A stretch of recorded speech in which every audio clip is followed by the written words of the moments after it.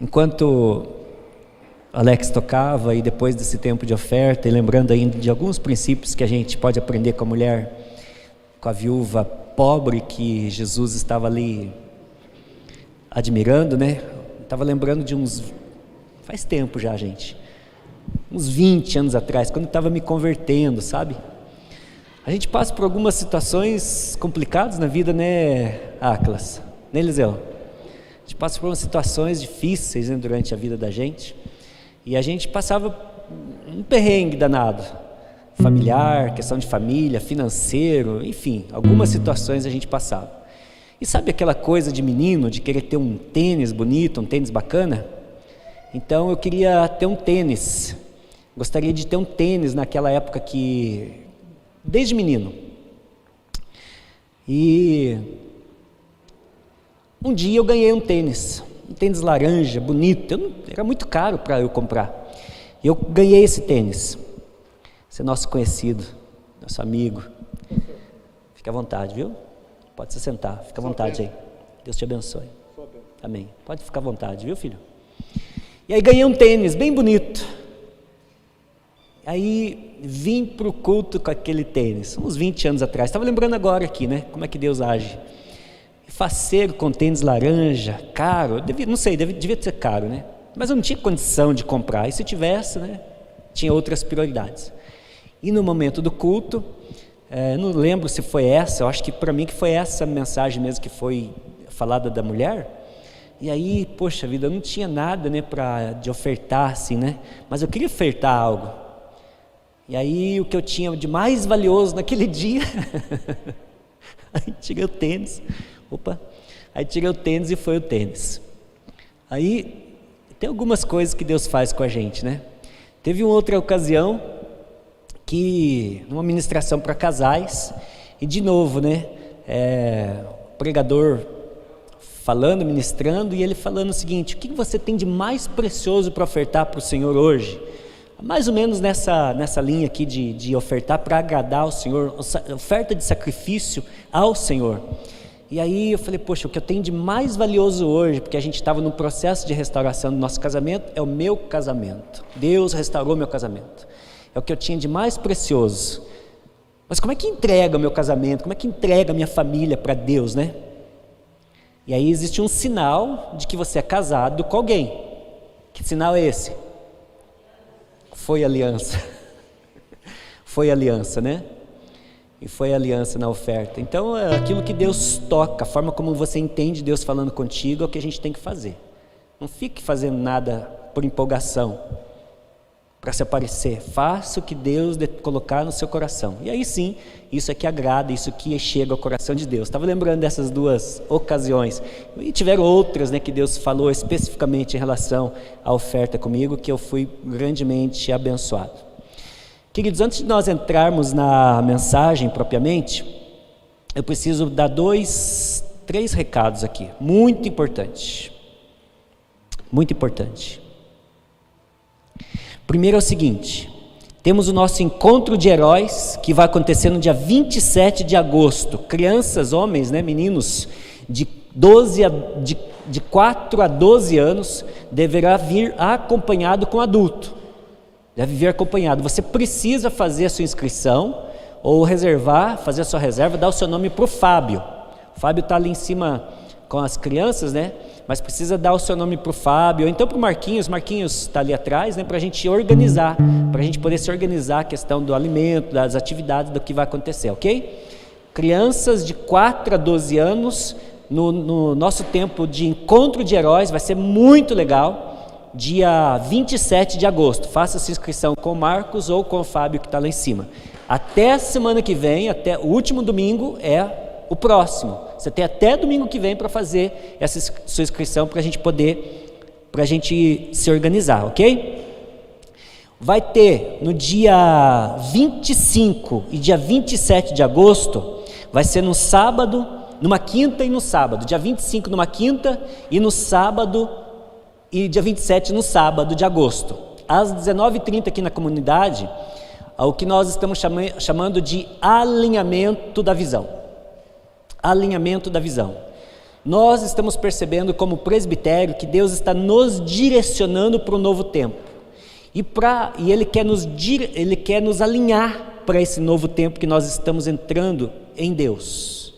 E quem vai estar conosco, nos auxiliando, um camarada que eu amo demais, que é o Carlos Exal. Eu amo demais eles, vocês também vão gostar muito dele, vocês vão se apaixonar por ele, um camarada muito encantador, meu amigo pessoal, e a gente se conhece há bastante tempo, e ele chegou aqui na igreja, um alemãozinho assim, bem carinhoso, bem gostoso de falar com ele, e ele conta até hoje, né, que ele só permaneceu aqui na comunidade, na época que ele passou por aqui, porque ele recebeu um beijo. Que estranho, né? Porque ele recebeu um beijo.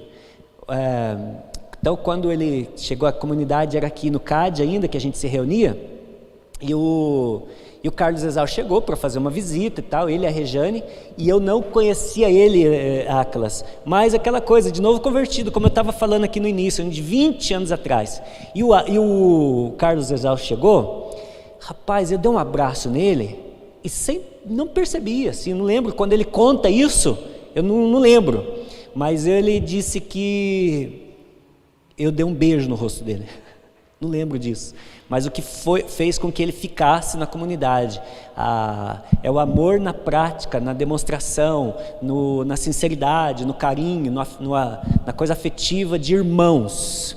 Então ele se tornou meu irmão em Cristo Jesus. Você vai ter a oportunidade de conhecer o Carlos Exal, né, e a Rejane também, na quinta-feira, dia 25, e no sábado, dia 27, às 19h30 aqui na comunidade, é para toda a igreja. É um alinhamento, um tempo de alinhamento da visão que Deus está nos direcionando, e o Carlos vai nos ajudar muito nisso, ok? Uma outra questão que eu preciso falar com você. Você pode se colocar em pé, por gentileza? Nós vamos ter um tempo agora de orarmos. Lembra que nós falamos aqui do dia 1º até o dia 21 de agosto, nós vamos estar orando pela nação, por esse tempo que Deus... Esse é um ano muito importante, um ano de eleições, um ano muito importante que Deus... nós precisamos discernir as coisas que estão acontecendo e pedir para que Deus nos dê discernimento, para que Deus nos dê inteligência, para que Deus te ajude e nos ajude a fazer a escolha certa, para que as trevas, né, ou para aqueles que eles têm o poder, claro que a gente está debaixo do poder e da autoridade de Deus, mas uma vez eleito, seja quem for, nós também temos que nos submeter a leis que foram criadas, e dependendo de quem esteja, é bom ou é ruim para a nação. O importante é que Deus esteja no controle, Deus sempre estará no controle, mas que Deus esteja no controle das nossas vidas, nos ensinando, nos ajudando e nos orientando a fazer as escolhas corretas, para que a nação seja abençoada. Amém? A Bíblia diz que quando o justo governa, a nação é abençoada. E quando o injusto governa, a nação sofre. Deus, em nome de Jesus, nós queremos orar ao Senhor que tudo pode, clamando por esse tempo que nós passaremos de eleições em 2023, para que o Senhor, Pai, que tem nas suas mãos, Pai, o governo de todos de todas as pessoas, o Senhor tem, Pai, o domínio de todas as coisas. Eu oro para que Teu Espírito, onde encontrar liberdade, Senhor, ajude-nos a tomar as decisões corretas, a escolherem pessoas honestas, pessoas que vão, Senhor, de fato exercer com a autoridade que o Senhor coloca nas mãos e desses líderes, Pai. Que essas pessoas tenham o temor do Senhor, em nome de Jesus. Oramos pelas nossas crianças, Pai, oramos pelos jovens, oramos, Pai, pelos velhos, pelas pessoas idosas, para que seja garantido, Senhor, os direitos de cada uma dessas pessoas, dos jovens, das crianças, dos idosos, Pai, em nome de Jesus, do trabalhador, que seja garantido o direito de cada um deles. Nós queremos, Pai, em nome de Jesus, glorificar-te por esse tempo de oração. Nós nos rendemos ao Senhor, nos rendemos ao Teu governo, nós submetemos as nossas vidas ao Senhor e pedimos para que o Senhor nos direcione, para que haja, Deus, um fluir do Teu Espírito, Pai, no coração de cada pessoa, Pai, para que nós de fato não nos percamos no meio do caminho e façamos as escolhas certas aí, Senhor.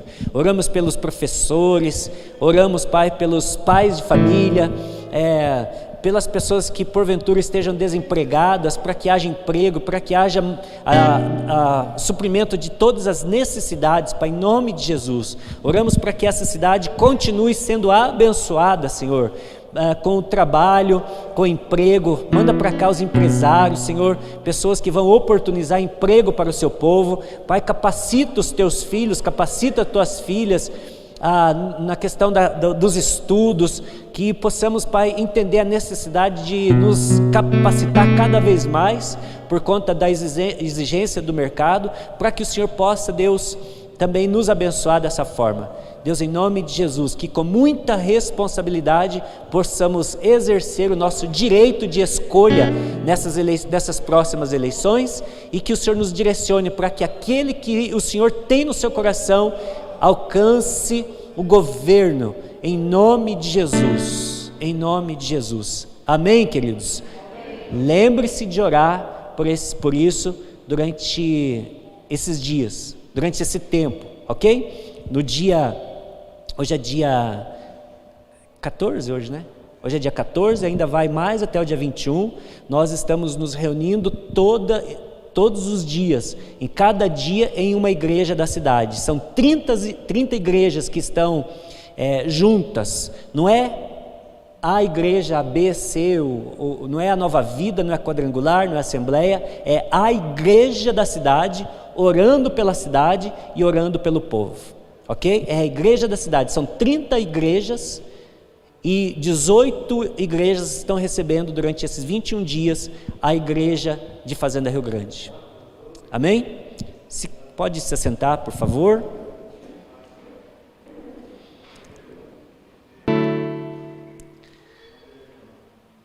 Muito bem. Se o Gui puder colocar os slides lá na frente, aqui em cima, já pode colocar.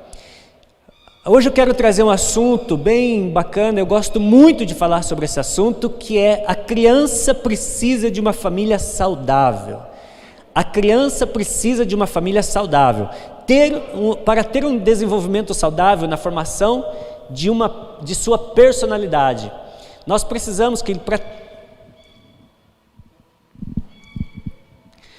a criança, para ela poder se desenvolver, ela precisa de um ambiente de paz. Ela precisa que a casa dela seja um ambiente tranquilo, um ambiente onde haja paz, tranquilidade para ela se desenvolver, para ela ser capaz de se desenvolver fisicamente, intelectualmente, para ela se desenvolver espiritualmente. Em todas as áreas da vida dessa criança, ela precisa de um ambiente saudável, ela precisa de um ambiente saudável para a formação da sua personalidade. Vamos conversar um pouquinho sobre isso nessa noite. Nós estamos vivendo, queridos, tempos muito difíceis. Eu quero ler um texto de 2 Timóteo, capítulo 3, do versículo 1 ao 5. Abra por gentileza a sua Bíblia, em 2 Timóteo, capítulo 3, versículo 1 ao 5.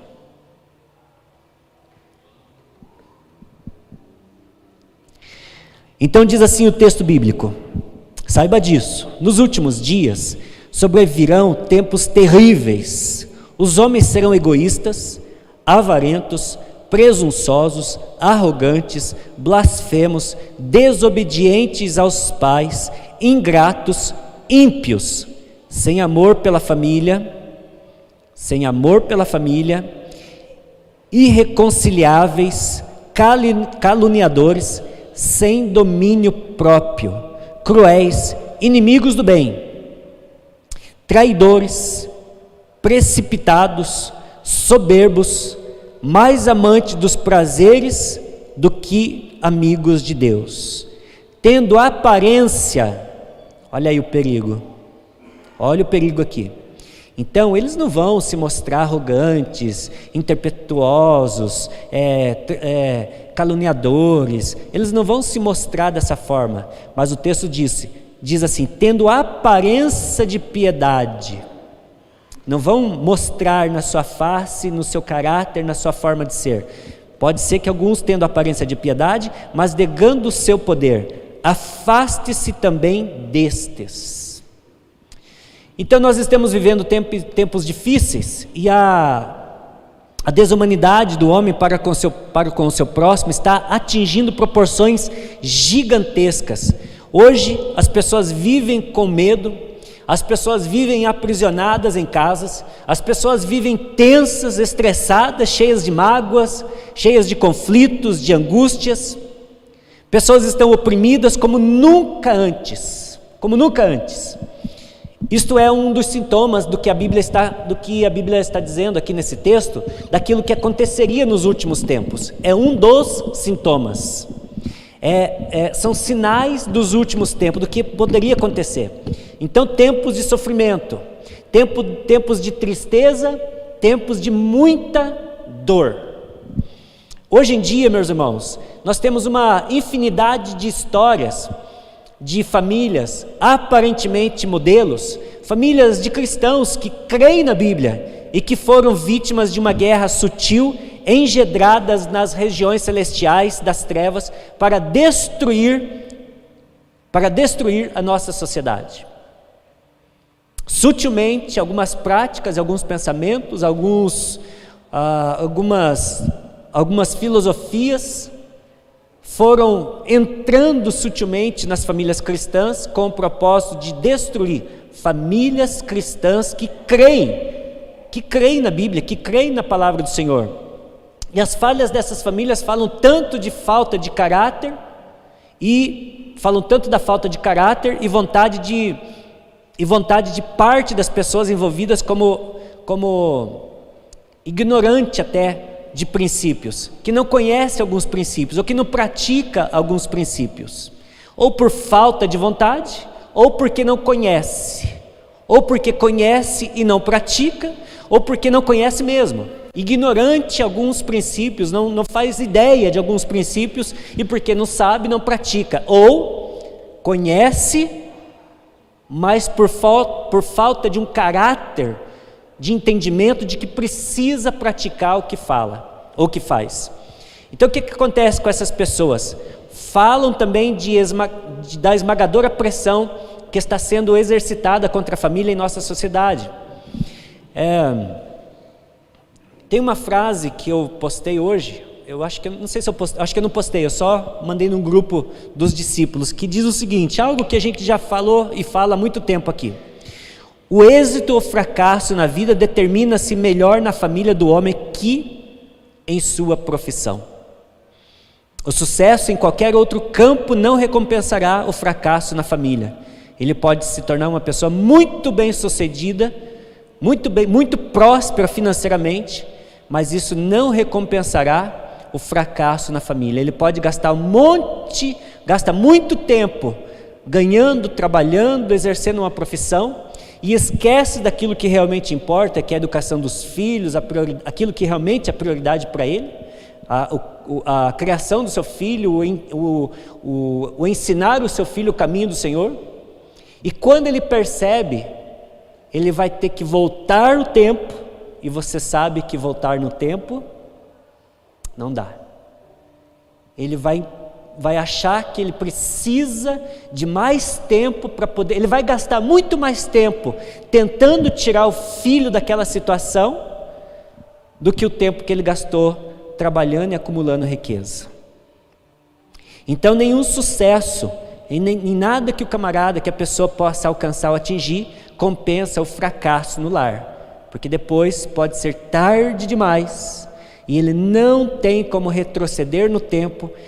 Se eu pudesse, eu teria feito diferente. Se eu pudesse, eu priorizaria outras coisas agora. Então você está sendo alertado hoje que é agora o tempo de você educar o seu filho, criar o seu filho, admoestar o seu filho, encorajar o seu filho, ensiná-lo a amar a Deus e a amar as pessoas. É agora, é nesse tempo.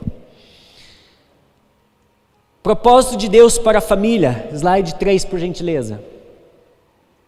Propósito de Deus para a família, quero falar sobre isso então.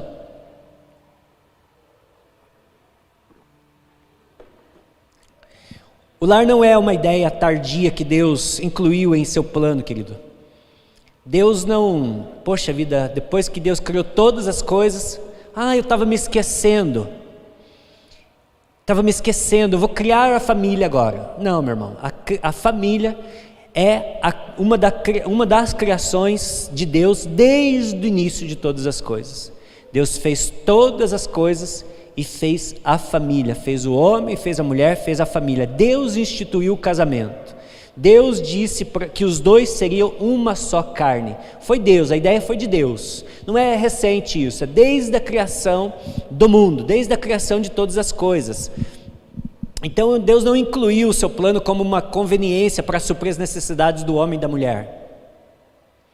A relação conjugal é a família, e a família ocupa o centro da estratégia e no propósito de Deus para a raça humana e particularmente para o seu próprio povo. A família é uma vocação missionária do cristão. Não somos chamados a ser famílias, preste bem atenção nisso, nós não somos chamados a ser famílias patriarcais ou nem matriarcais.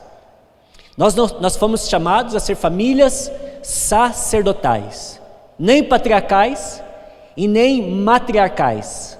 Somos chamados a ser famílias sacerdotais. Próximo, por favor. A família é a pedra fundamental da sociedade e da igreja. Segundo o ponto de vista de Deus, querido, a família deve ser o verdadeiro centro da vida espiritual. Cada lar deveria funcionar como uma pequena igreja em miniatura. Cada lar, cada família, lá na sua casa, a sua casa, na verdade a igreja deveria ser uma extensão da sua casa. A igreja deveria ser a extensão da sua casa. E cada casa deve ser, ou deveria ser pelo menos, esse é o plano de Deus, uma igreja em miniatura. Onde Deus de fato possa se manifestar naquele lugar, onde Deus de fato possa se mostrar naquele lugar, na sua casa. Cada lar deveria ser uma pequena igreja, promovendo o quê? Aos integrantes os necessários para o crescimento, a saúde e a relação com todos os membros com o Senhor, proporcionando um crescimento, proporcionando um amadurecimento, proporcionando a cada membro da família um relacionamento de intimidade com o Senhor, aprendendo a orar, aprendendo a amar, aprendendo a reproduzir um estilo de vida, querido, nos seus filhos, aprendendo a palavra de Deus. Então na família é que o filho deveria ser discipulado e aprender os caminhos do Senhor, aprender um estilo de vida que agrade a Deus. Nossos filhos são nossos primeiros discípulos. O seu filho é o seu primeiro discípulo. A responsabilidade, é claro que a igreja precisa ajudar os pais, né, como ferramenta, né? Proporcionando tudo aquilo que os pais precisam para que eles possam exercer seu papel em casa. Mas a igreja não deveria ser papel da igreja ou do pastor ou do outro líder discipular o filho ou alguém. O primeiro discipulador do filho deveria ser o seu pai ou sua mãe. Deveria ser o seu primeiro discipulador. É claro que na família de Deus, uns cuidam dos outros. Então eu cheguei aqui na igreja, na comunidade, eu fui cuidado. Alguém me adotou, como eu disse aqui no início do culto. Eu sem pai, alguém me adotou como filho. E exerceu paternidade sobre a minha vida.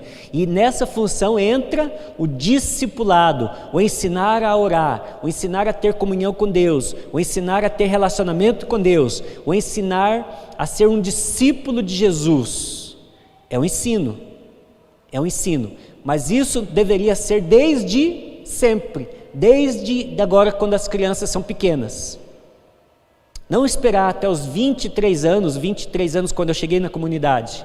E aí então ter o início de um relacionamento com Deus e aprender a conhecer e se relacionar com Ele.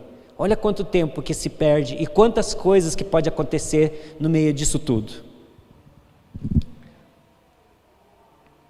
Nossos filhos são os nossos primeiros discípulos e, lamentavelmente, no processo histórico, esse papel específico no lar, ele foi sendo transferido para a igreja, afastando ambos daquilo que lhes foi designado por Deus. Deus deu esse desígnio, essa função, essa incumbência aos pais.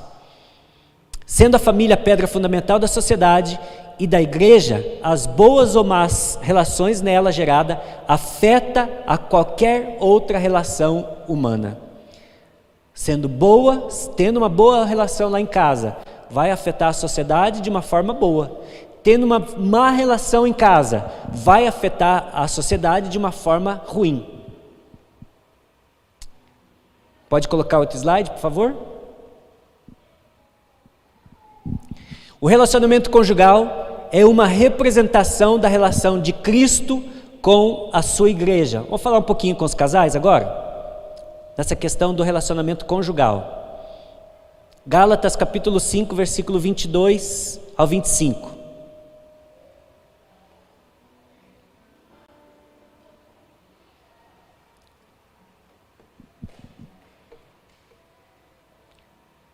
Você tem à mão a sua Bíblia?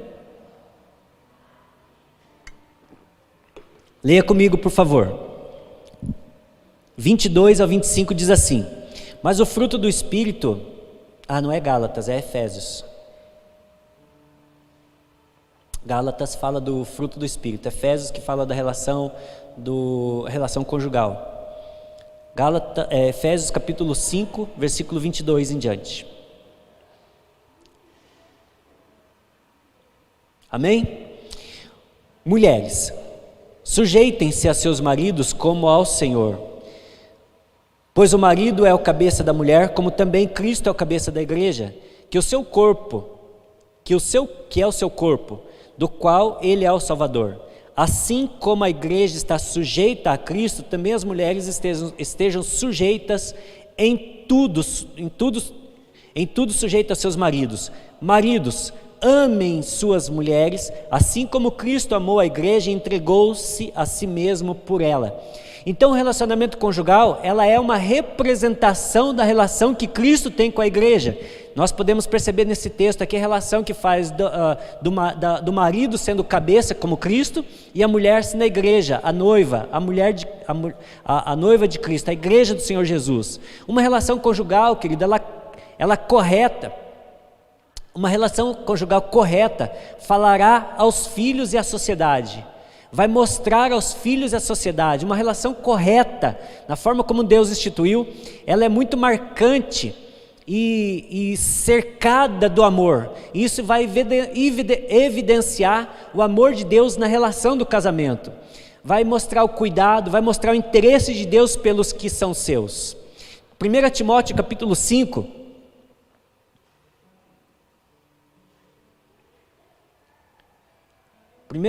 capítulo 5, no versículo 8. Se alguém não cuida de seus parentes, especialmente dos da sua própria casa, negou a fé e é pior do que um descrente. Ou seja, o meu casamento, ele precisa mostrar a minha relação com Deus. A forma como eu trato a minha esposa precisa mostrar como Cristo trata a igreja. E como é que o marido deve tratar a esposa? Ame a sua esposa, dedique-se à sua esposa, dê a atenção que ela precisa, que ela merece. Cuide das necessidades da sua esposa, seja ela física, seja ela material, seja ela espiritual. O marido é responsável de promover todas as áreas que a mulher precisa, de promovê-la em todas as áreas que ela precisa, seja espiritual, seja emocional, seja material. O homem precisa fazer isso, assim como Cristo cuida da igreja. E qual é a parte da igreja? Sujeite a seu marido como a Cristo. Ainda bem que tem essa vírgula e diz como a Cristo, porque seria muito difícil da mulher se sujeitar ao marido dessa forma. E essa forma de sujeição que a Bíblia está tratando, não é a forma de sujeição como algumas ideologias pregam. Essa sujeição diz o seguinte, que eu preciso me dedicar a Ele. Me dedicar ao esposo, dedicar ao marido, assim como a igreja precisa se dedicar a Cristo, Tem um texto que nós estávamos conversando em discipulado quinta-feira, que eu estava dizendo para os homens, porque surgiu alguma pergunta, né? Não tem ninguém aqui para confirmar. Que surgiu uma pergunta e alguém questionou essa questão, né?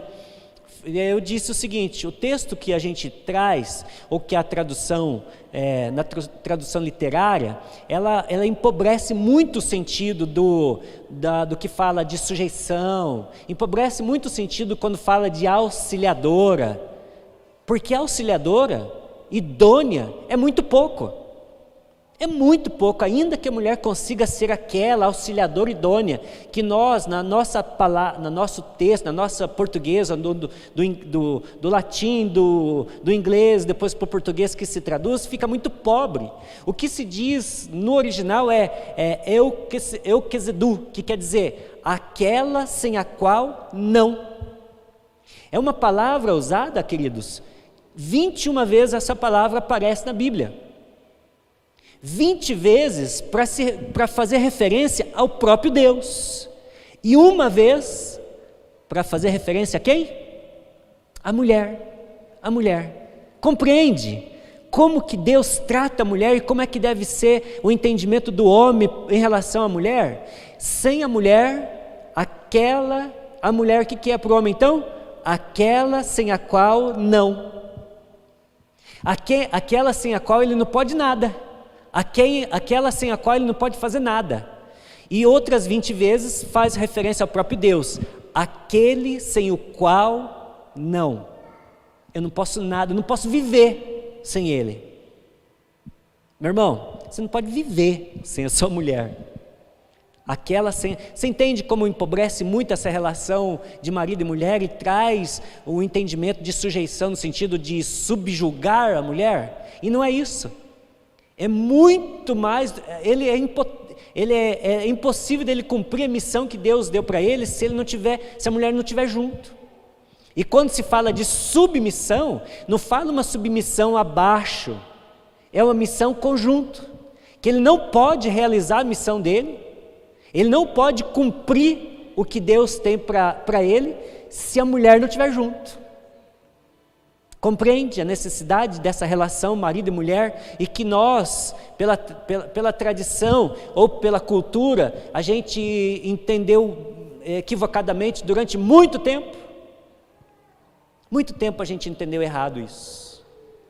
Você não se alegra com isso, mulher? Em saber que você é aquela para o seu marido, aquela sem a qual não. Eukezedu, aquela sem a qual não. Dando sequência, querido, a família, próximo slide, por gentileza. Então, através do convívio familiar, as crianças aprendem o que é a igreja e a amar a igreja ou rejeitá-la. Lá em casa, as crianças vão estar de olho, vão estar percebendo qual é o nível qual é a relação de compromisso que você tem com a igreja, qual é a relação de compromisso que você tem com Deus. As crianças estão vendo. Os filhos estão vendo, eles estão ali, às vezes você acha que ele não tem um entendimento adequado para entender, mas eles têm.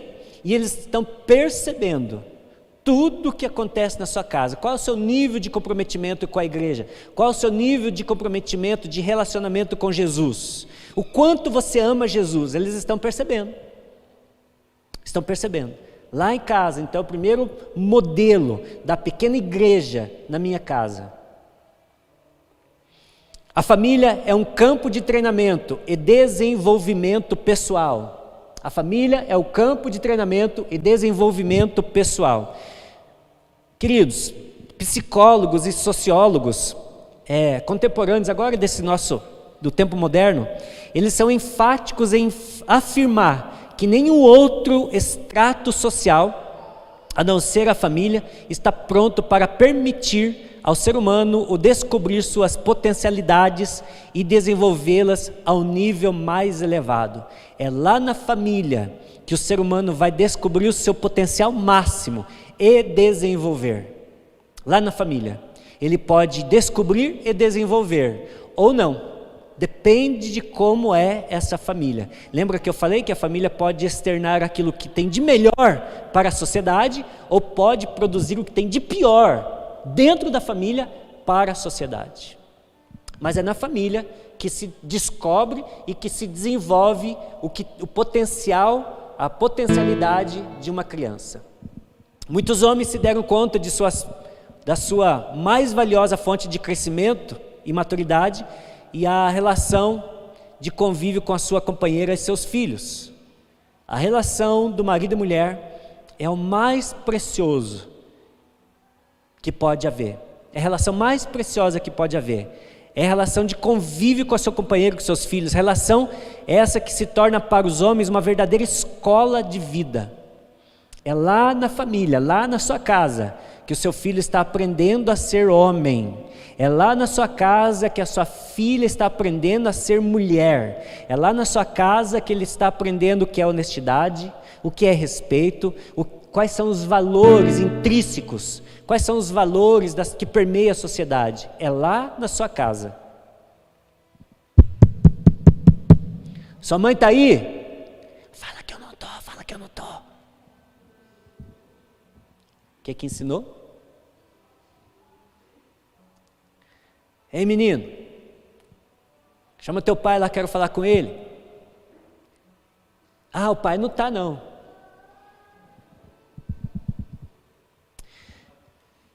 Tem uma coisa, claro, né? Vamos respeitar, levando em consideração muitas coisas, né? Mas eu quero falar de um exemplo da minha casa, da minha mãe. Meu pai e minha mãe, né? Eles, claro, se divorciaram quando eu era ainda criança. Mas muito cedo, tinha algumas falas que meu pai falava que eu gravei, né? Algumas não eram boas, lembra? Na família, você pode produzir o melhor que existe para a sociedade ou o pior, você pode oferecer. Então, tem uma fala que meu pai falava que era o seguinte: meu pai era muito violento, era muito mulherengo, era muito outras coisas também. Mas ele também deixou alguns exemplos muito bom. Trabalhador, levantava antes de todo mundo e ia dormir depois de todo mundo. Levantava, estava escuro e ia dormir alta madrugada. Ele tinha um ditado que ele falava assim: o homem tem que trabalhar. Ele sendo um trabalhador e ninguém cobrar nada dele, ele pode... Por que ele levava esse estilo de vida? Ele achava o seguinte, que ele sendo um trabalhador, ninguém poderia falar nada dele. Então, os outros defeitos dele, o trabalho compensava. Aí ele poderia... Estou falando o estilo de vida que ele tinha, tá? Então, ele sendo mulherengo, acho que o maior defeito dele era esse, né? Porque ele era um homem honesto nos negócios, ele era um homem honesto no seu trabalho, em tudo que ele fazia, a honestidade estava em primeiro lugar. Ele só não conseguia ser fiel à sua esposa, mas era um cara honesto no trabalho. Então ele dizia o seguinte: o homem sendo trabalhador, não deixando faltar nada em casa, ninguém tem nada com isso. Então ele dizia o seguinte, então ele não fazia uma coisa só, ele não tinha um trabalho só, ele tinha vários trabalhos.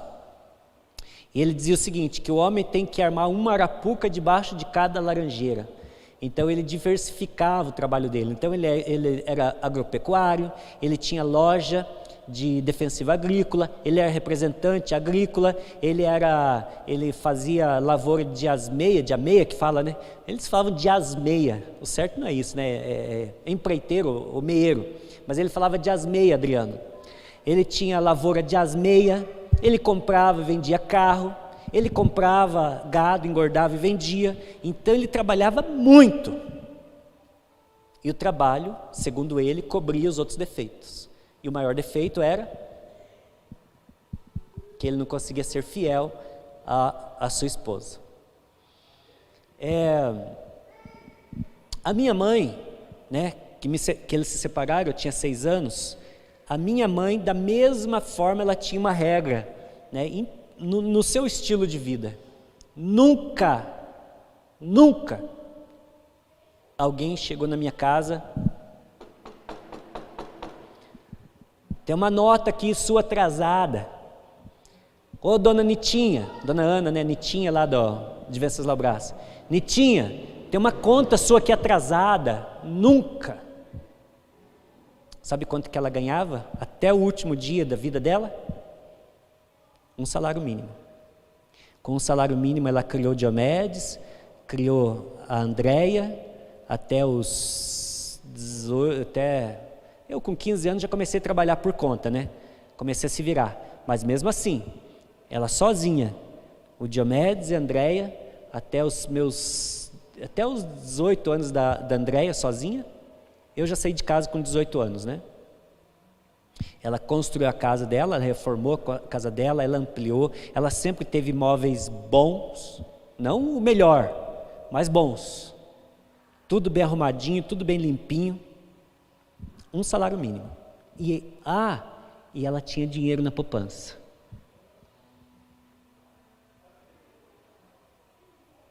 Estilo de vida, né?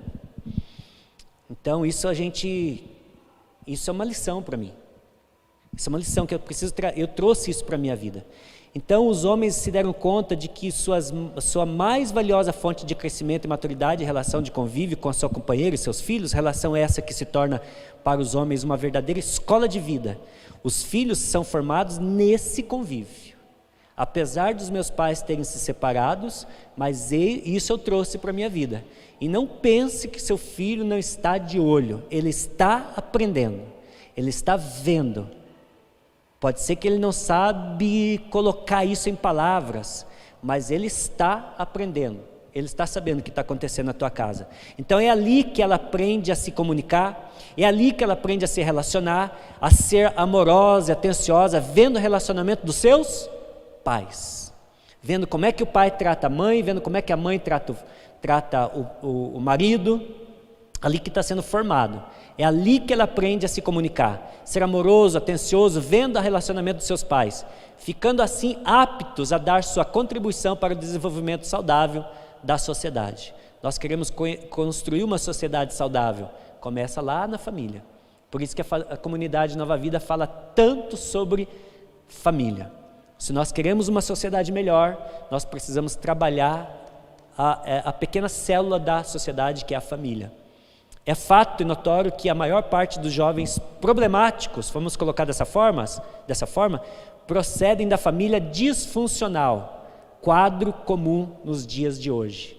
Existe um tal da família disfuncional hoje, né? Pode ser, certamente, alguns problemas dessa família disfuncional. Outro slide, por gentileza. A família é a extensão natural da igreja na comunidade. Não há um modo mais natural e mais poderoso para que a vida que Cristo deseja, que Cristo seja disseminada na comunidade, do que por meio do testemunho forte e piedoso da família cristã.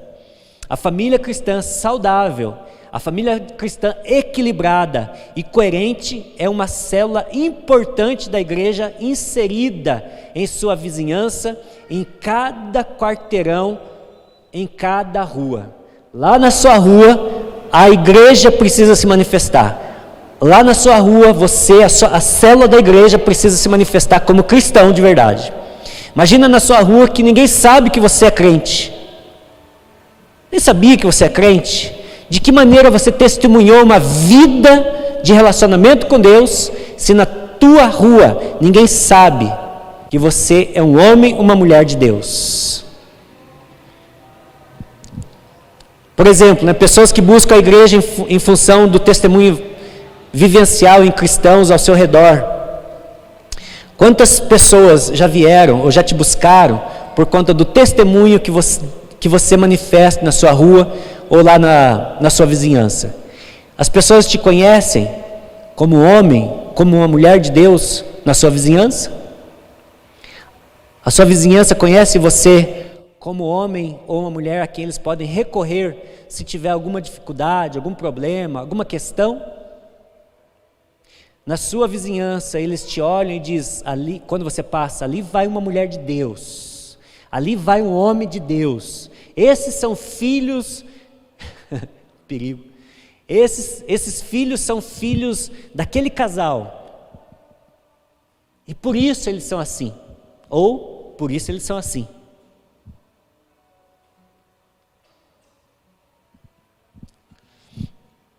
Então as pessoas buscam a igreja em função do testemunho vivencial dos cristãos, ou rejeitam e negam a igreja por conta de alguns testemunhos de cristãos, da mesma forma. Pode colocar o outro, filho? A família deve ser um instrumento de cura e refrigério, dando lugar à dimensão terapêutica. O Senhor projetou a família para que fosse uma fonte onde cada um dos cônjuges ou dos filhos pudesse saciar a sede de algumas necessidades humanas mais básicas e mais importantes no nosso tempo. Sem essa fonte de estímulo e refrigério, a nossa luta seria cada vez mais difícil e cada vez mais dolorosa. É nesse contexto a criança cresceria saudável, numa atmosfera de amor, numa atmosfera de compreensão, numa atmosfera de aceitação.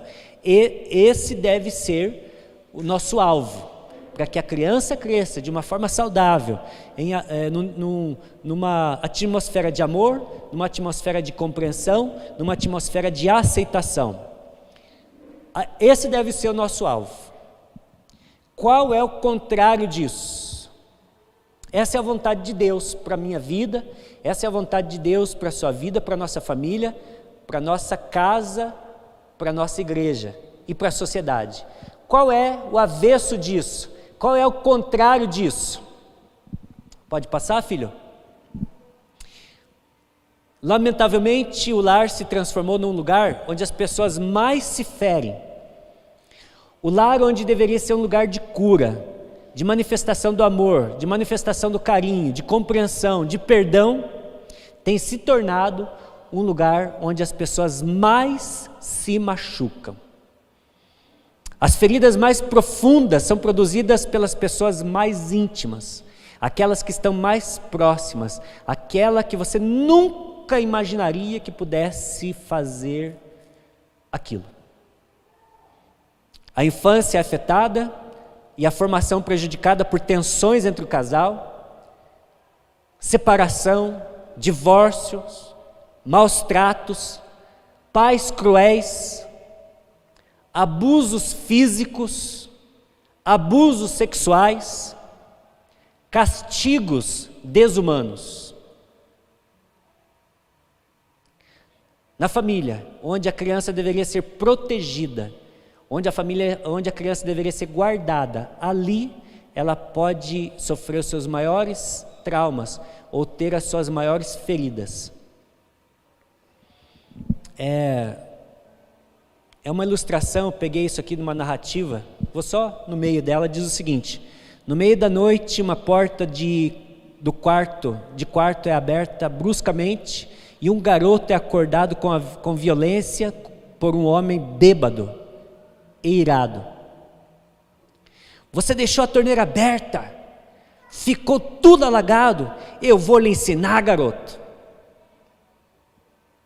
E ele é retirado da cama, já deitado, no meio da noite, de madrugada, a porta se abre, aquele pai bruscamente abre a porta, bêbado, irado. Olha aí, de novo eu falei para você fechar aquela torneira, você deixou aberta. Então bate naquele filho. Um outro relato de uma menina, uma prostituta de 15 anos de idade, olhos inexpressíveis, mecanicamente viva mais uma noite, e mecanicamente vive mais uma noite de degradação. Ela não mais se importa com o que lhe possa acontecer. Não se sente limpa desde a noite em que ela foi molestada pelo seu próprio pai. Peguei duas frases só, 2 parágrafos de 2 histórias. De um menino que foi surrado, acordado, com gritos pelo seu pai e espancado violentamente por um pai bêbado e irado porque ele esqueceu a torneira do jardim aberto. E uma menina com seus olhos inexpressíveis, que já não tinha mais sabor pela vida, que já não tinha mais prazer pela vida, violentada por aquele que mais deveria se protegê-la, o seu próprio pai.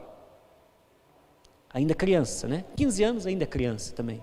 E como criança ela já estava, e com 15 anos ela já estava com esse sentimento. Não se sentia limpa desde a noite que seu pai a molestou. Uma geração sofredora atravessa aos tropeções os seus anos de juventude para depois infligir os mesmos sofrimentos aos seus próprios filhos. O que geralmente acontece com aqueles que passaram por isso? Não é regra, mas geralmente vai acabar reproduzindo o mesmo comportamento. Não estou dizendo que todos vão fazer isso, mas geralmente vão reproduzir os mesmos comportamentos. Com 4 anos eu via meu pai brigando com a minha mãe através de uma cortina que separava o corredor, o quarto deles, o corredor e o meu quarto, onde dormia eu e minha irmã, com 4 para 5 anos. Eu acho que eu já devia ter uns 5 anos. Então, na fresta da cortina eu observava eles brigando, e tanto a minha mãe quanto ele se pegando mesmo. Ele arranhava ela arranhava ele derrubava ela no chão. E por algumas vezes a minha mãe pegou eu e minha irmã e entrou no ônibus de Itaporanga e foi até um sítio chamado Fazendinha, em Venceslau-Braz, no interior, com os 2 olhos roxos, corpo todo sangrando no pescoço, né, com feridas no pescoço, arrastando aquelas 2 crianças para se queixar ao meu avô. Eu não sei mais o que eu faço com o teu filho. E eu não lembro do que eles conversavam, é claro, porque chegava lá no sítio, eles davam um jeito da gente não escutar as conversas, né? Então a gente ia correr atrás das galinhas, brincar, sei lá, né? Mas eles davam um jeito de tentar proteger. Mas eu lembro do que eu pensava naquela época já. E olha só o que eu falei para mim, debaixo das cobertas: eu nunca vou fazer para minha mulher o que meu pai faz para minha mãe. E com 2 anos de casado eu já estava fazendo pior para aquela mulher que está ali atrás. Estava fazendo pior. Geralmente vai reproduzir o mesmo comportamento. Se não fosse Jesus na nossa história, nós não estaríamos aqui, não existiria a Ariane, não existiria João Fábio, nós não existiríamos por conta do estilo de vida, se fosse reproduzir. Mas Deus interveio, Ele veio e Ele entrou na nossa história. Nós permitimos que Ele entrasse e mudasse a nossa realidade.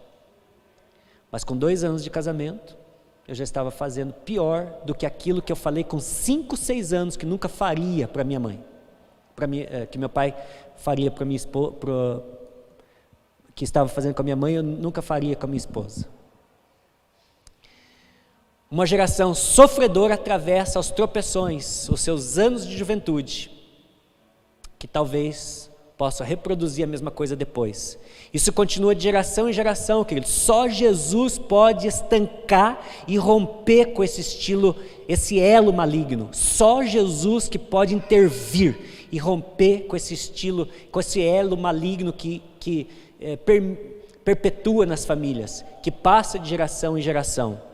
Nós precisamos entender que a família é a estratégia central do plano de Deus para todas as épocas e que tem uma importante tarefa de implantar e implementar uma nova sociedade na terra. É através da família que Deus vai alcançar toda a terra. É através da família que Deus vai curar essa sociedade que está enferma. É através da família que Deus vai restaurar a sociedade e os valores perdidos há muitos e muitos anos, que têm passado de geração em geração. Cientes disso, nós compreendemos mais facilmente por que as forças satânicas atacam essa instituição divina tão ferozmente e buscam a destruição do chamado básico que Deus deu para o homem e para a mulher. chamado básico, o casamento. Será que essas investidas acontecem de uma forma bem visível? Ou será que essas investidas satânicas e demoníacas e ferozes do inimigo, elas são sutis? De que forma ele faz isso? Mais um slide, por favor. As investidas sutis, o ataque contra o lar não tem sido ruidoso, né? E evidente. Porém, meu irmão, o inimigo tem preferido atuar ou efetuar mudanças sutis de longo alcance na fibra básica na nossa cultura e sociedade através de leis governamentais. E por isso a importância de nós orarmos. Através de leis governamentais, ele tem atacado a família e desvalorizado a família. Você sabe que existe projeto de leis tramitando no Congresso para acabar com a palavra família, para mudar o conceito de família, para mudar na Constituição, o que a Constituição diz sobre família. Você sabe que existe tramitando no Congresso leis que diz o seguinte, eu não vou dizer exatamente como né? Mas diz o seguinte, não existe homem, é a ideia, né? É uma ideia, para não existir homem e mulher. Homem e mulher é um conceito humano, então não existe homem e mulher, está tramitando, cada um escolhe o que quer ser. E aí você acha que isso aqui está longe? Não, pastor, isso é irreal. Alguns países da Europa já é assim. Alguns países da Europa, a criança... Maurício falou isso aqui, lembra? Quem estava aqui o dia que o Maurício pregou? Estava, né? Maurício falou isso aqui. Alguns países da Europa, a criança decide se ela quer ser menino ou menina. Eu quero fazer a cirurgia para tirar o órgão genital. Ele tira. A menina quer tirar as mamas, ela pode decidir. E bancado com dinheiro público ainda. O aborto, em muitos países, já é legitimado, já é legalizado.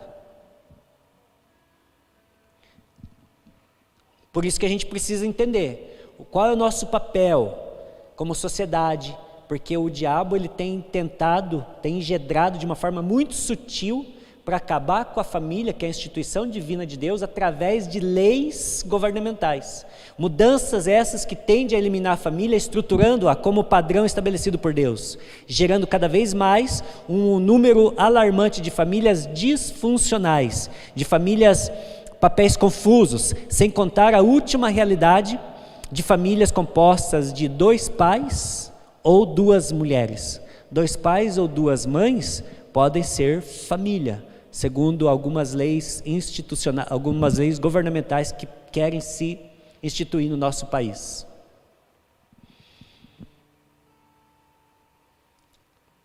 Ou seja, a família está agonizando em nossa sociedade. E dentro daquilo que está sendo cancelado em nosso...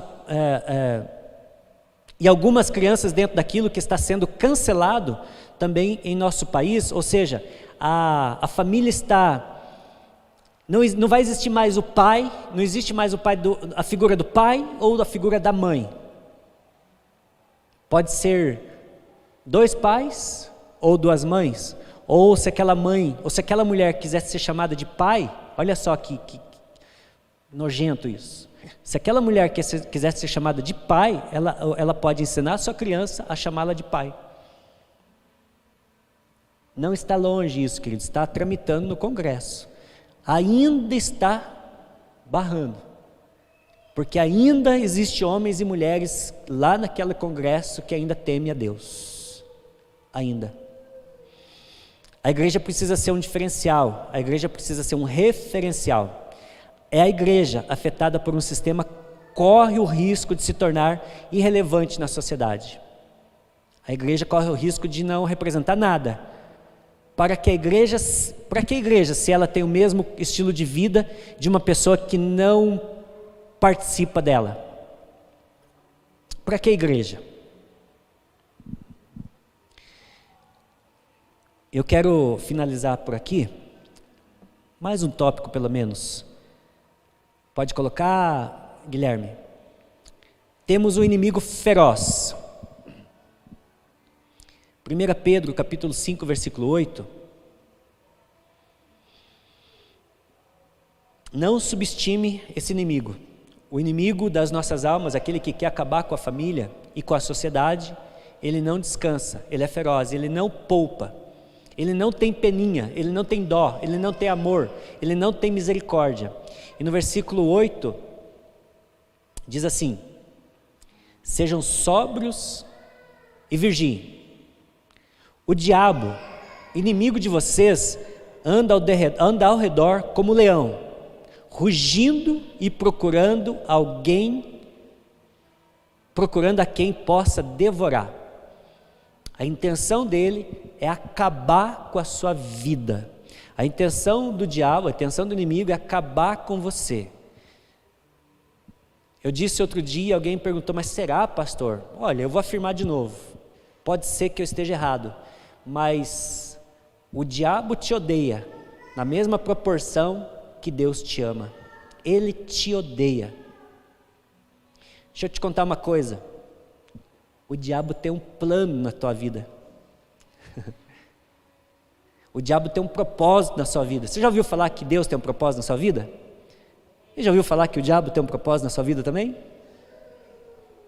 O plano, o propósito do diabo é acabar com a sua casa, é acabar com a sua família, e separando você e o seu esposo, aí vocês ficam mais fragilizados, ele acaba com um e depois ele acaba com o outro, e separando os dois, quem é o próximo alvo de Satanás?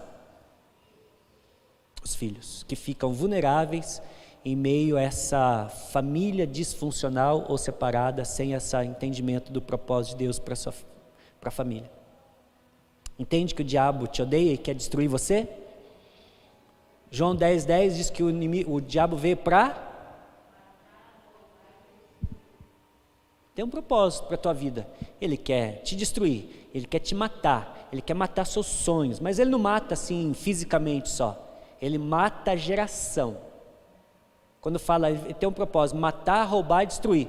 Mas espera aí, como assim matar, roubar e destruir? Não, quando ele matou, já roubou e destruiu. Não é matar fisicamente, é matar a geração. Matar a geração, não é só matar fisicamente. Quando fala roubar, é roubar os propósitos de Deus. E destruir, aí sim é matar fisicamente. Matar, roubar e destruir. É matar o propósito de Deus. É matar os sonhos. Matar a próxima geração. No relacionamento com Deus. Na comunhão com Deus. É aí que Ele quer matar. Cada vez encontramos pessoas mais feridas, mais machucadas. É triste vermos crianças jogadas no lixo. Já se deparou com essa realidade? Já viu alguma reportagem assim? Talvez você já tenha visto, isso acontece toda hora. Isso acontece todo dia no Brasil. Crianças jogadas no lixo, abandonadas em banheiros. Uma criança de 12 anos carregando outra criança, grávida. Uma criança de 12 anos carregando outra criança. Essa é a realidade que a gente tem percebido. Pais violentando filhas. Traumas dos mais horripilantes que se possa imaginar. Satanás tem um projeto de ferir cada pessoa que nasce neste mundo.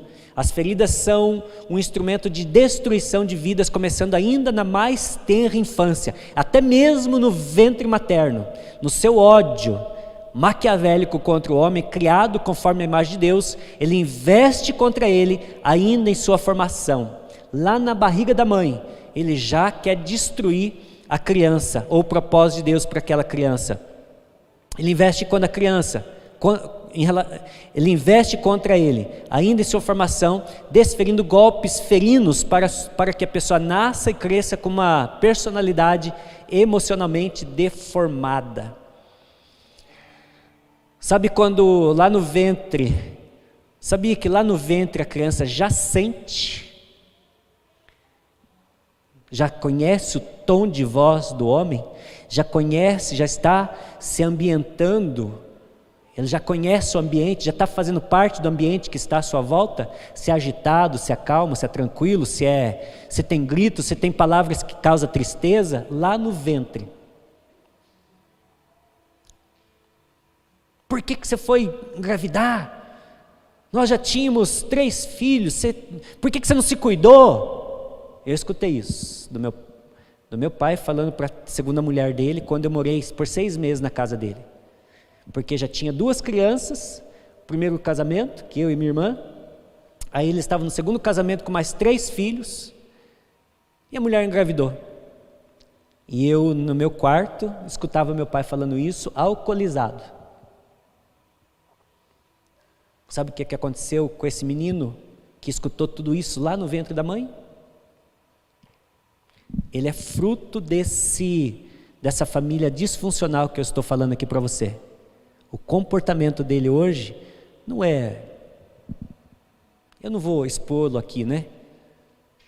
Mas para ele tanto faz, se é homem, se é mulher, tanto faz.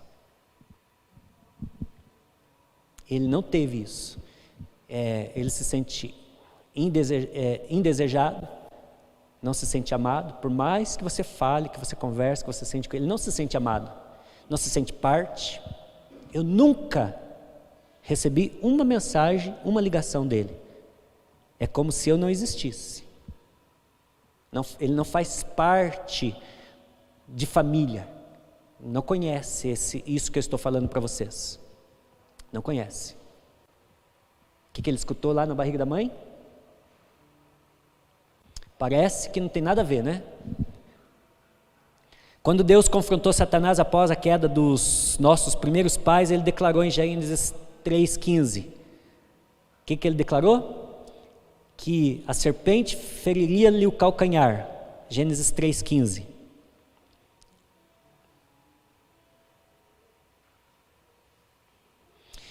Porém, inimizade entre você e a mulher, entre a sua descendência e a descendência dela. Este lhe ferirá a cabeça e você lhe ferirá o calcanhar. Então, meu irmão, está claro que ele feriria a descendência da mulher. E quem é ele? Primeiramente, refere-se, é claro, a Jesus, mas por extensão a todo nascido de mulher, isto é, eu e você. Eu quero a atenção de vocês por pelo menos 5 minutos para falar da última parte aqui, que diz o seguinte: como as feridas são um instrumento nas mãos do inimigo para destruir vidas e famílias. Pode colocar outro slide, filho?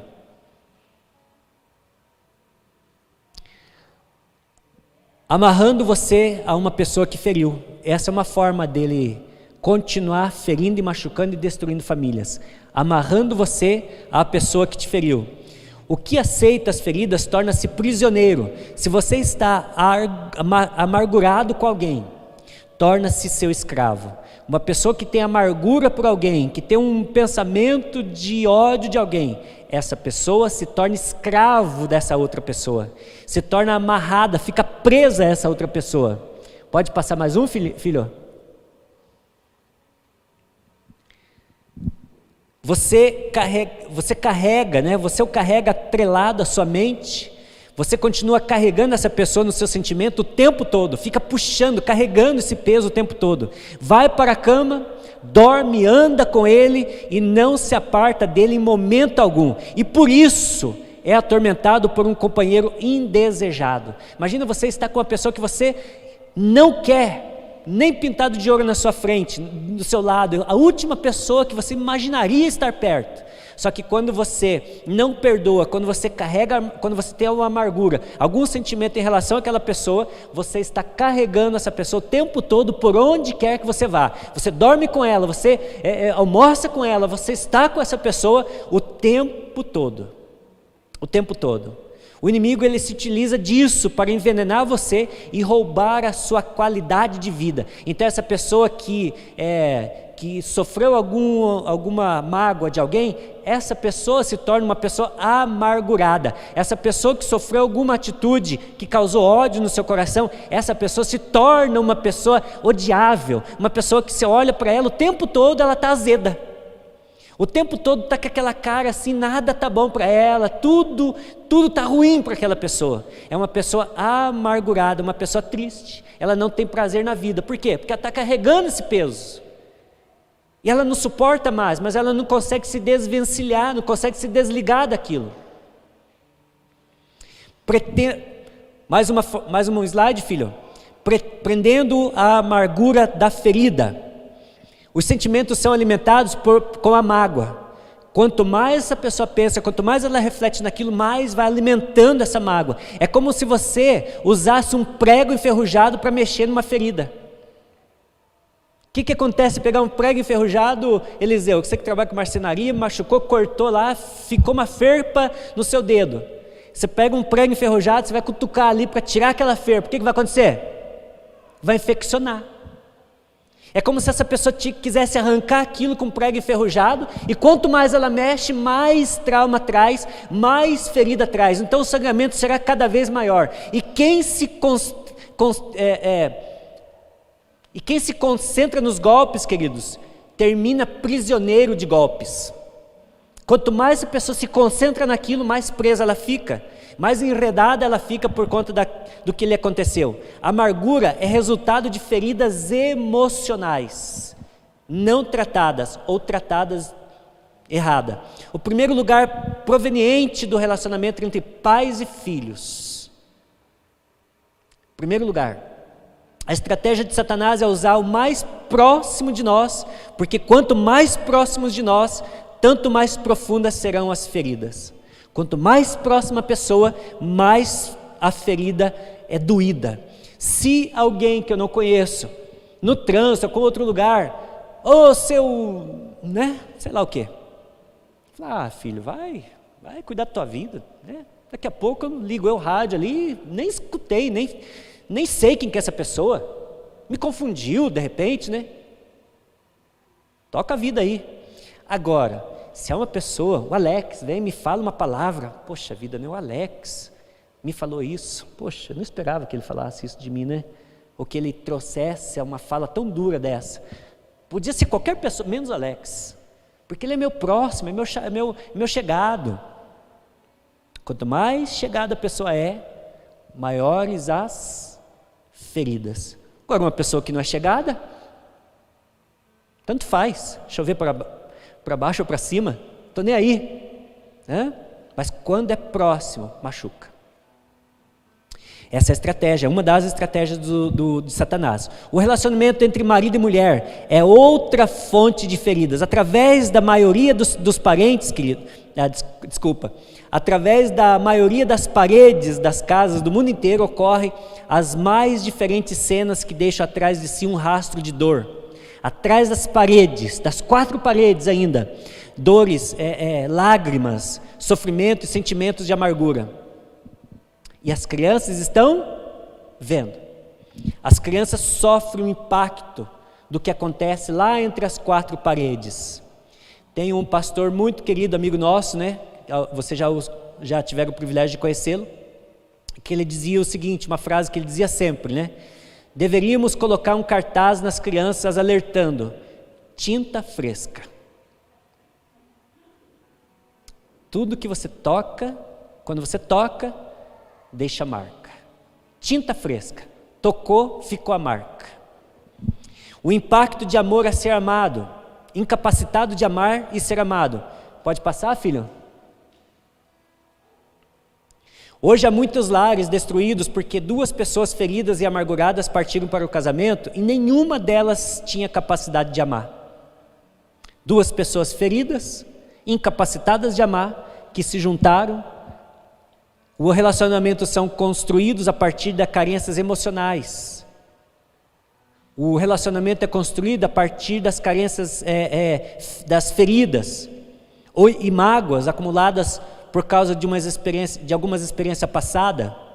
Pode ser que o parceiro, ou o namorado, o noivo, sei lá quem, feriu, magoou, machucou, e ela vai para um outro relacionamento sem ter curado aquilo, e encontra outra pessoa, encontra outra pessoa que teve a mesma situação, ferida, magoada, chateada com alguém também, encontra esses dois, feridos e machucados.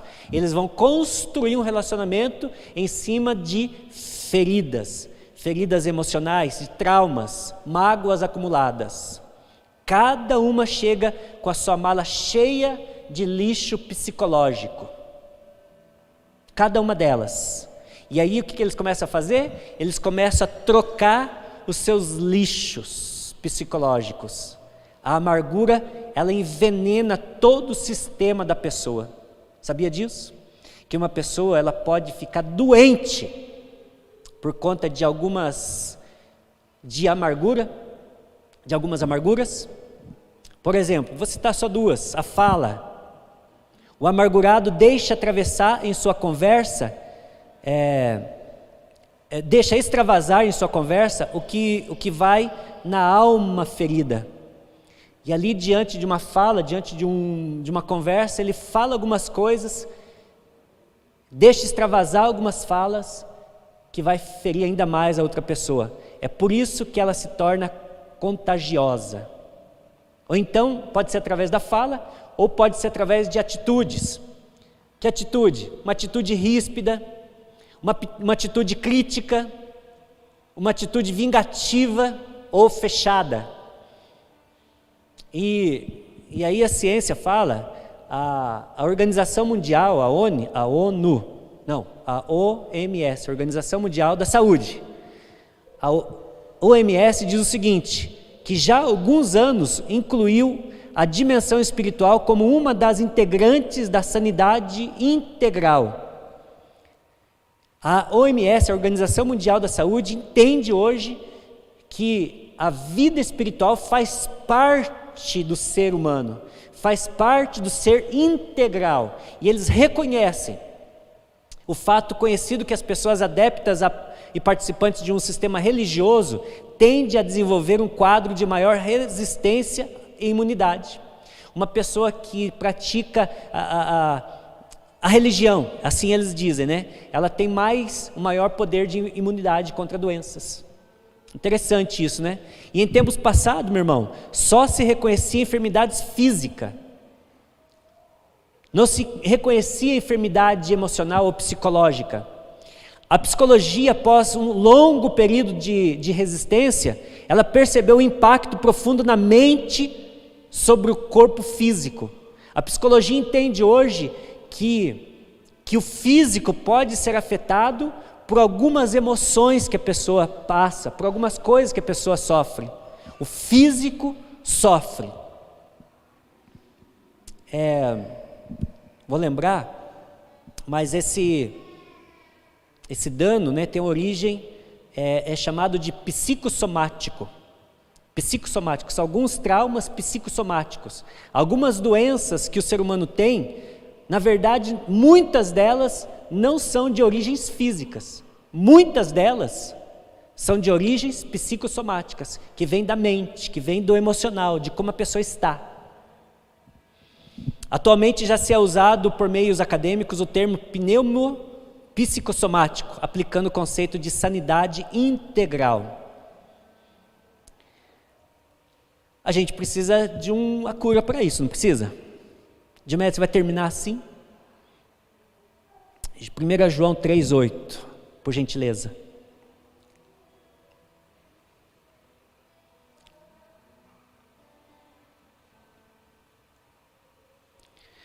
A gente precisa de uma solução para isso. 1 João 3, versículo 8. Aquele que pratica o pecado é do diabo, porque o diabo vem pecando desde o princípio. Para isso, para que ele veio?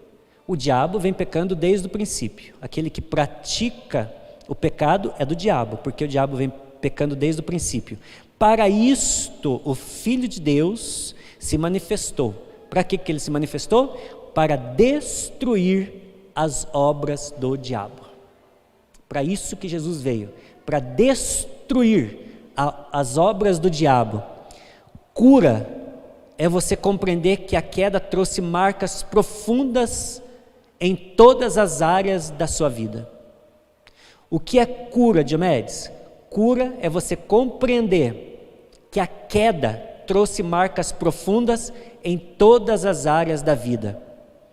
Nós necessitamos entender que onde foi afetado pelo pecado, pelo diabo, pela obra do diabo, agora chega Jesus para desfazer a obra do diabo, restaurando, trazendo cura para que possamos, de fato, meu irmão, nos relacionar de acordo com o propósito de Deus e desenvolver relacionamentos saudáveis. Entenda isso. Jesus veio para destruir as obras do diabo. Quais são os passos que eu preciso dar? Próximo slide, por gentileza. Reconheça onde você errou.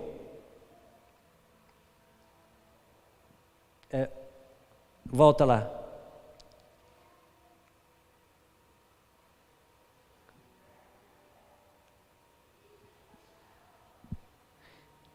Volta mais uma vez, quero ver. Esse da perdendo a arma. Isso, vai adiante agora. Pode seguir. Incapacitando de amar, pode seguir. Abrindo brechas, pode seguir. Restaurando a família, pode seguir. Passos para a restauração. Reconheça onde você errou. Precisa reconhecer onde eu errei. Próximo passo, confesse o seu pecado. A Bíblia diz, 1 João 1,9, se confessarmos os nossos pecados, Deus é fiel e justo para nos perdoar e nos purificar de toda injustiça. Se confessarmos os nossos pecados. E se eu não confessar? Se não confessar, não é perdoado, não é curado e não é restaurado. Se eu confessar, eu sou perdoado e Deus me torna justo novamente de toda injustiça. Outro passo que você pode dar. Pode passar, filho? Mais um? Mais um? Ande cheio do Espírito Santo de Deus. Gálatas 5,17. Enchei-vos, pois, do Espírito Santo de Deus. Encha dele. Próximo passo. Vamos adiantar um pouquinho para a gente poder encerrar. Tome decisão de ser um perdoador por toda a sua vida. O perdão é algo que você decide. Eu decido ser perdoado. E eu decido perdoar também. Eu posso decidir não perdoar. Eu posso decidir, quer saber de uma coisa? Eu vou continuar do jeito que está. Imagina você, uma cena dessa, aquela corrente que passou ali atrás, você é aprisionado a um saco de lixo. Aquele lixo mais fedorento que você puder imaginar aí. E você, por onde você vai, você arrasta aquele saco de lixo fedorento. Por onde você vai? Me conta uma coisa, quem que gosta de ficar perto de alguém que está fedorento? Ninguém gosta, né? Só que por onde você vai, aquele que não perdoa fica carregando aquele saco de lixo por onde vai. E é impressionante como a pessoa não percebe, mas isso faz com que as pessoas se afastem dela. E ela se afasta também, porque ela percebe, poxa vida, eu não consigo me relacionar com ninguém, ninguém se relaciona comigo. Por quê? Ela não sabe, mas pode ser que tenha algo que ela está carregando e não sabe. Então ela precisa se livrar disso. A falta de perdão é como se você carregasse um saco de lixo o tempo todo por onde quer que você vá. Falta de perdão, pessoa amargurada.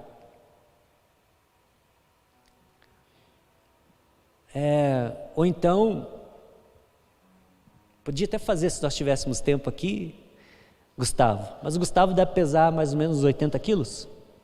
80? Exato.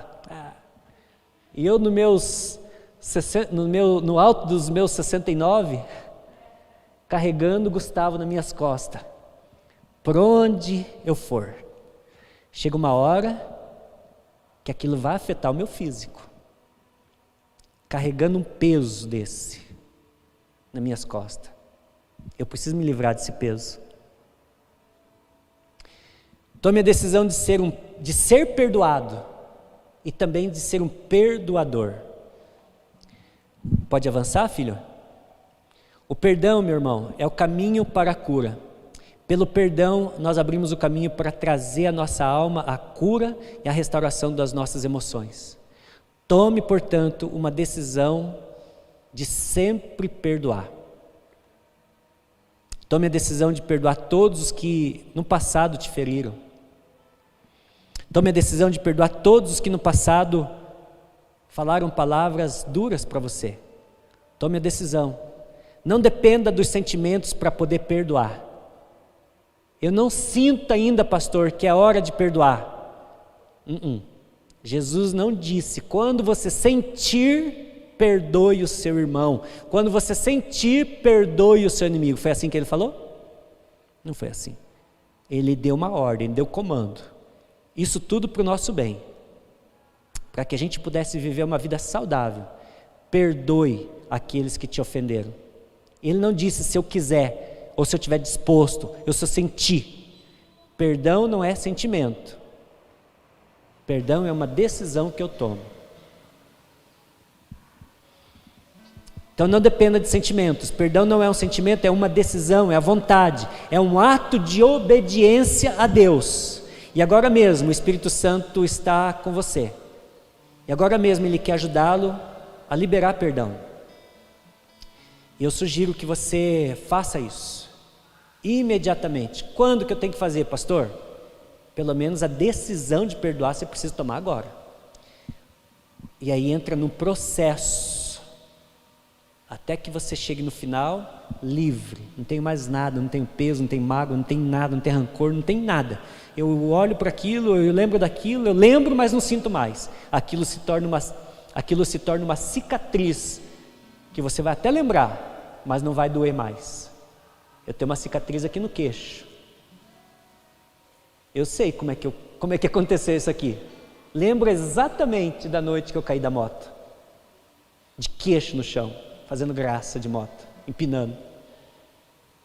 Eu lembro exatamente, mas não dói mais. Quando você perdoa, aquilo e é curado, aquilo se torna uma cicatriz que você não vai esquecer. Quem disse que quando a gente toma uma decisão de perdoar e a gente chega no final de um processo, esqueci. Perdoar não é esquecer. Perdoar não é esquecer. Perdoar é lembrar sem dor.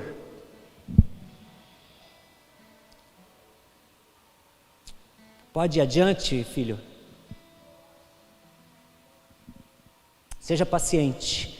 Os problemas que tomaram muitos anos de se desenvolvendo não serão curados de uma noite de diálogo, numa conversa só, ou numa oração. Pode ser que tenhamos que esperar e colher frutos de alguma velha amargura ainda. Formar novos padrões de hábitos numa nova semeadura, esperar crescer novos frutos. Pode ser que você ainda por um tempo ainda continue lembrando de algumas velhas semeaduras. Mas daqui para frente, escolha novas sementes. Tenha paciência. Eu teria muito para falar com vocês a respeito disso, e nós já avançamos o horário em bastante. É muito profundo que eu quis trazer nessa noite para vocês. Muito profundo.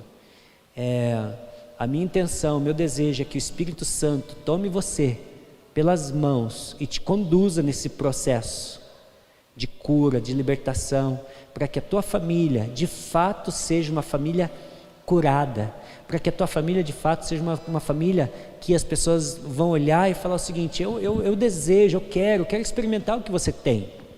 E aí, então você poderá falar daquele que pode intervir na família e gerar cura, que é o Senhor Jesus Cristo. Amém, queridos?